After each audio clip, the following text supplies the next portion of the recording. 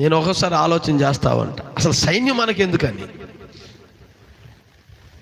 మనకంటే ప్రపంచంలో ఉన్న ఏ దేశానికైనా సైన్యాలు ఎందుకు, ఆయుధాలు ఎందుకు, యుద్ధ ట్యాంకులు ఎందుకు, మిసైల్స్ ఎందుకు, అణుబాంబులు ఎందుకు?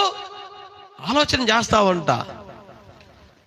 ఈ దేశంలో ఉన్న వీళ్ళందరి యొక్క పరిస్థితి, ఉద్యోగాలు లేవు, హల్లెలూయా, తినటానికి ఆహార పదార్థాలు లేవు, గిడ్డంగులు చాలినంత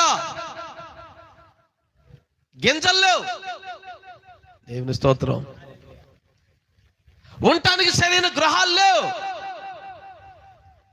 వీటి మీద ఆలోచన మానేసి ఆ దేశం మీద మనం